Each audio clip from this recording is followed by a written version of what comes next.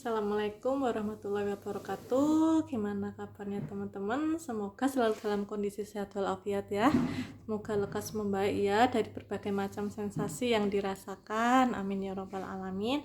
Setidaknya dengan video yang saya sampaikan ini, saya cuma ingin berbagi kepada teman-teman. Mudah-mudahan bisa memberikan manfaat kepada teman-teman, bisa membantu teman-teman untuk lebih bangkit, lebih semangat dalam menjalani hidup, dalam menjalani aktivitas meskipun kita masih merasakan berbagai macam sensasi itu ya teman-teman ya. Bismillah, mudah-mudahan semakin lama semakin berkurang dan semakin lekas sembuh untuk kita semua, amin ya rabbal alamin.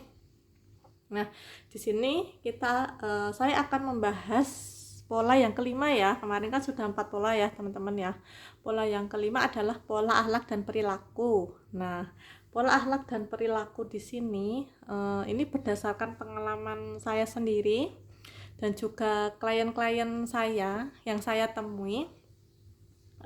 Biasanya untuk penderita seperti kita, GERD, anxiety, psikosomatis, asam lambung ataupun gangguan mental lainnya itu di saat dikasih masalah atau ada sesuatu hal yang tidak menyenangkan terjadi dalam hidup kita, biasanya kita meresponnya itu dengan reaktif teman-teman ya. Reaktif itu istilahnya impulsif ya, impulsif. Jadi kita tidak bisa berpikir jernih, tapi kita selalu menggunakan perasaan. Kalau istilah zaman sekarang adalah baper kayak gitu ya, menggunakan perasaan. Jadi kita menanggapinya mudah emosi atau mungkin kita merasa mudah tersinggung, mudah sakit hati seperti itu. Nah, beda kalau dengan orang-orang yang normal alias kondisi mentalnya normal, fisiknya sehat, itu biasanya mereka tipe-tipe orang yang bisa menjaga pikiran dan emosinya teman-teman ya. Jadi mereka tipe-tipe orang yang istilahnya responsif gitu ya. Jadi kalau ada sesuatu hal yang tidak menyenangkan dalam hidupnya, itu mereka tidak langsung marah ataupun tersinggung, tetapi mereka mencoba untuk merenungi dulu, menerima dulu, mendengarkan dulu gitu. Apa maksud dibalik ini? Semua seperti itu. Jadi kita nggak langsung yang misalkan ada A marah sama kita langsung yang tersinggung misalnya, atau kita langsung yang bentak balik misalkan, marah balik kayak gitu. Nah itu enggak. Kalau seperti ini tipe-tipe yang riskan seperti kita teman-teman ya, mudah mengalami asam lambung, GERD, anxiety, psikosomatis dan penyakit mental lainnya kayak gitu ya. Jujur ya, saya juga seperti yang di channel sebelumnya kan sudah saya jelaskan ya, saya kemarin sempat sibuk bekerja, dimana pada saat itu tuh saya kayak merasa saya tuh capek gitu ya. Yang namanya capek itu kan pasti mudah marah, mudah emosi, sedikit-dikit nyalahin, dikit-dikit disalahin, pokoknya serba salah semuanya lah, intinya seperti itu. Nah jadi kita berusaha untuk menjaga itu semua teman-teman ya. Nah, akhlak yang seperti apa? Jadi kalau di Islam sendiri biasanya itu kan lebih ke arah penyakit hati. Nah, kita perlu merenungi penyakit hati apa saja yang ada di dalam diri kita.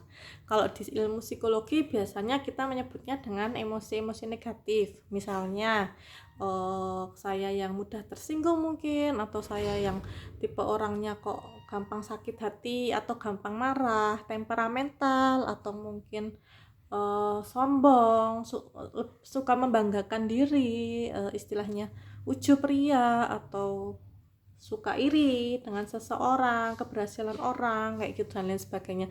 Nah ini tuh sebenarnya penyakit hati teman-teman, penyakit hati dan atau emosi negatif kalau kita menyebutnya ya.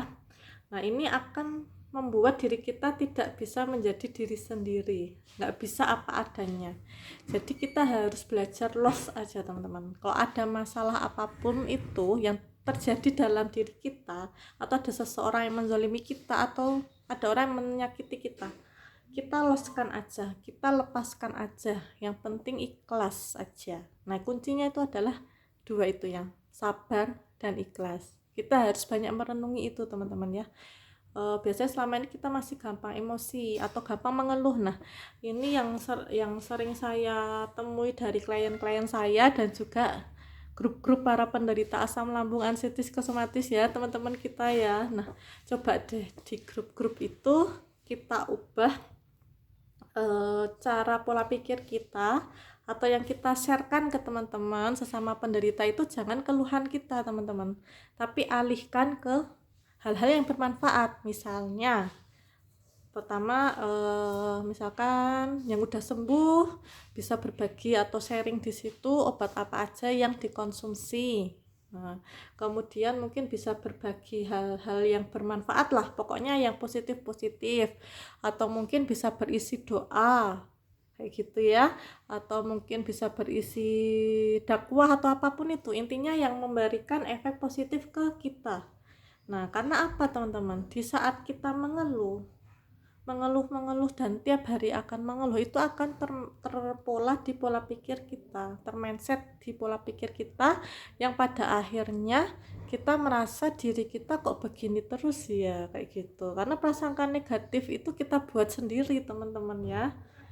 Nah, karena asam lambung GERD anxiety psikosomatis itu keluhannya itu bermula dari prasangka negatif diri kita ke diri kita sendiri gitu ya, prasangka negatif kita ke diri kita sendiri. Nah itu yang harus kita ubah. Jadi jangan mengeluh teman-teman ya, usahakan untuk tidak mengeluh, tapi banyaklah afirmasi diri, banyaklah merasa yakin sama Allah yang menciptakan kita seperti itu, bahwa dan kita harus optimis, kita harus bisa sembuh, gimana caranya, pokoknya seperti itu. Kita harus semangat kayak gitu. Jangan yang misalkan hari ini aduh aku keliengan nih, perutku begah nih, gimana nih, nggak kuat banget, nah terus besok ngeluh lagi. Ya banyak ya di grup tuh seperti itu ya teman-teman ya tolong ya, mungkin mudah-mudahan ini bisa menjadi pembelajaran untuk kita semua. Nah jujur aja ya buat teman-teman yang punya keluhan yang sama, kalau kita membaca keluhan-keluhan teman-teman kita itu kan sama aja, tidak lain tidak bukan sama aja kita seperti googling penyakit-penyakit kayak gitu, karena itu berdampak negatif ke kita gitu ya. Jadi jangan sampai kita googling hal-hal penyakit-penyakit terus dikaitkan ke diri kita sendiri kayak gitu, atau membaca keluhan-keluhan di grup itu. Nah mending ubah mindset kita, alhamdulillah ala kulli hal, ya Allah alhamdulillah atas setiap keadaan kayak gitu ya. Kita belajar bersyukur untuk hari ini, alhamdulillah aku masih bisa diberi nafas, alhamdulillah aku masih bisa melihat, alhamdulillah aku masih bisa mendengar kayak gitu ya. Alhamdulillah ya Allah atas nafas gratis yang kau berikan. Coba di luar sana banyak sekali teman-teman ujian yang lebih berat dari kita loh. Nah ini kita belajar bersyukur dari sini atas penyakit atau ujian yang diberikan Allah sama kita gitu. Bahwasannya di Islam sendiri Allah tidak akan memberikan ujian di luar batas kemampuan hambanya. Jadi kalau kita mengalami ini, kita dianggap Allah tuh, kita tuh sanggup untuk menghadapinya teman-teman. Jadi jangan mengeluh, atau setidaknya kurangi mengeluh ya. Kalau ingin bercerita curhat silahkan, tapi jangan sampai mengeluh dan dilihat orang banyak kayak gitu, tuh akan mempengaruhi mental teman-teman kita semuanya, akan menjadi semakin down kayak gitu. Mending share yang bermanfaat dan yang positif saja seperti itu ya. Mudah-mudahan kita lekas membaik ya teman-teman, semoga bisa bermanfaat untuk semuanya. Wassalamualaikum warahmatullahi wabarakatuh.